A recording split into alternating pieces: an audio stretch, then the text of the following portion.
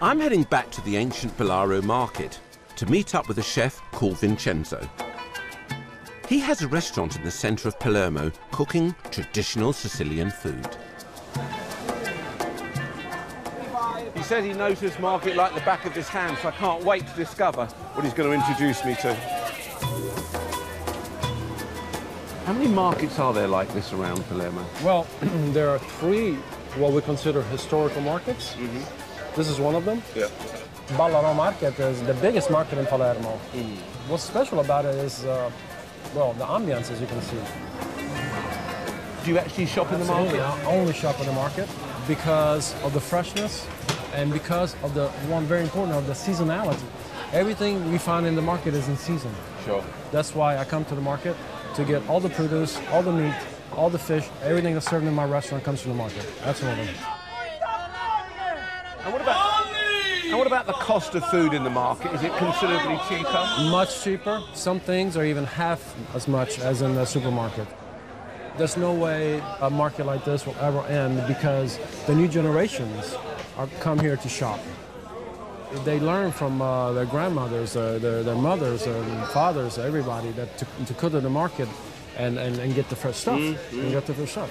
I think if you had come to this market 30 years ago, I doubt there would be very much difference. And that's a great thing.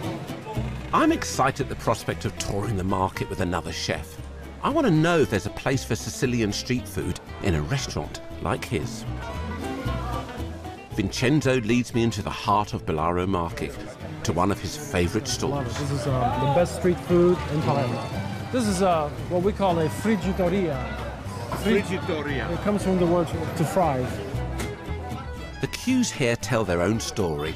Freshly fried squid rings and small golden fried squares are all being sold and eaten faster than they can cook them. The most famous thing that they sell here is fried panelle and croquette. Croquettes are made with mashed potato, chopped parsley and Parmesan cheese. Panelli are simply slices of chickpea flour with a little mint mixed with water. Croquettes and panelli are an all-time Sicilian classic. All right, here we go. This is the croquettes. Very hot, be careful. I love these things. Oh, so simple. Just wonderful, isn't it? Grazie. Here you go. Oh, Panelle. Pane panelle. Pane panelle. This is just chickpea flour and water. It's just amazing. Oh. I actually like the sesame seed on the bread too. I know. Same the world over. When it's fried, it tastes so good. I can't think of a fried thing I don't like. I know. That's just amazing. Vincenzo heads off for service at his restaurant, but we agree to meet up again. I'm really curious to sample some of his local dishes. In the meantime, I jump on a bus heading into the hills south of Palermo. I've heard there's an isolated village up there called Piano del Albanese. It wasn't just the Arabs that came to Sicily. The ancestors of the people in this village moved from Albania 600 years ago, but incredibly, they still speak their own unique language. The reason I'm coming here is because I've heard they make a traditional dessert which is so good, Sicilians will drive for hours just to get hold of it. You know, Sicilians love their ice cream. I mean, they really love their ice cream. But more than ice cream, they love something called cannoli. And I'm about to visit a place that serves the best cannoli in Sicily, which probably makes it the best cannoli in all of the world. Cannoli, the best cannoli here? Good. After a good stare from the locals, I find the place making these delicious treats made from ricotta cheese just on the edge of town. Oh, wow. Oh, wow. Here it is. Look at the size of that thing. Whoa.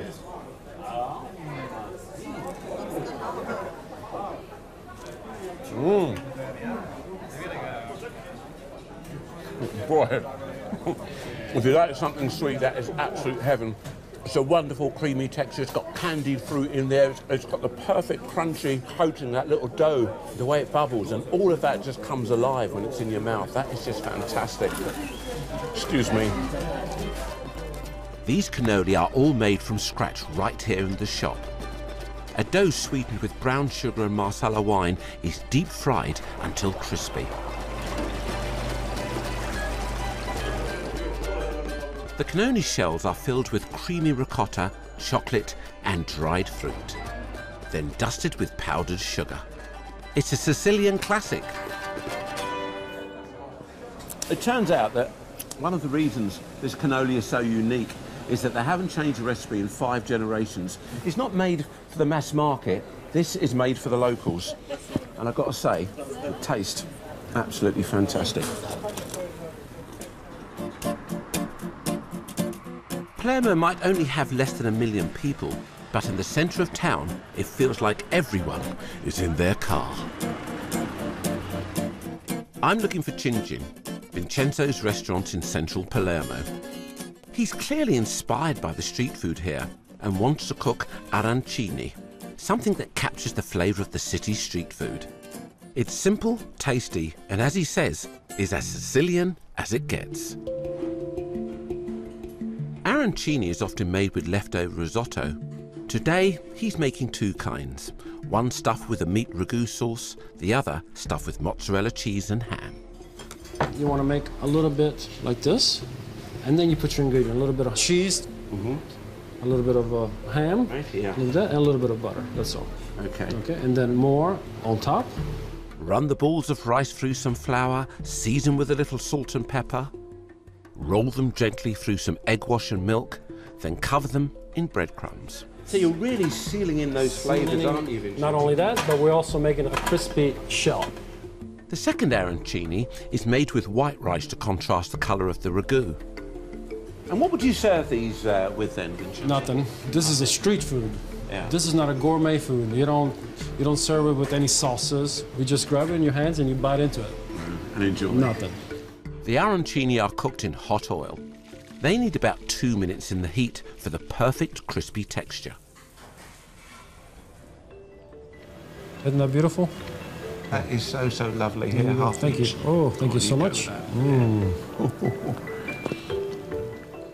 Simple, hot, full-flavoured street food. Well, it hasn't lost that moisture, it hasn't lost that moistness. Absolutely. So you're still getting that lovely creamy texture. Right. This is just great street food, isn't it? Fantastic. The real way food should be. There you go. Don't need anything with it. Maybe some wine. You know the way to a man's heart, don't you? As the sun sets, Palermo street food takes on a new identity. There is an inescapable smell that fills the evening air here, and it's not one of those that you necessarily want to discover. There's one street food I've been avoiding ever since I've got here. The locals seem to love it, but for me, I'm just not sure. I don't even like the smell. And just as I feared, Salvatore takes me to the source of the night smell. The guy running this place is known as Nino Ballerino. The locals say that when he makes their sandwiches, it looks like he's dancing. Did you used to be a ballerina? No, I've never been a ballerina. That's just a nickname that never people... been a ballerina Exactly, before. exactly. Look at the speed of this guy. Yeah, it's dancing. It's dancing. Look. But you can't put a gloss on it. This is a place specialising in sandwiches filled with spleen cooked in lard. But looking at the queues, you'd think he was giving away free money. The locals obviously love it. So, I've got to give it a go. Can you smell how amazing is the taste? I don't think it smells amazing. I hope it tastes amazing.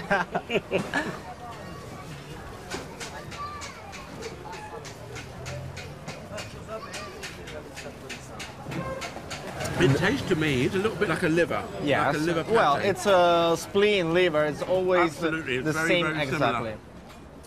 I think it would be even better if I had drank 6 pints of lager or I'd had 2 bottles of wine. Then I'd really enjoy it. It's a lot of fat there, isn't there? Yeah. And if you had this every day, you'd die of a you heart can. Yeah, attack. absolutely. I don't know if there's a patron saint of heart surgeons, but I'm definitely sending him a little prayer. Wow, I've never eaten so much fat in one go. That's like 10 English breakfasts.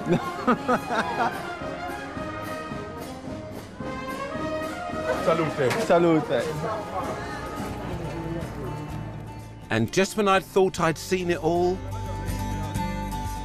If you look at it, you're not going to eat it. You've got to look at the food to eat it, Mary.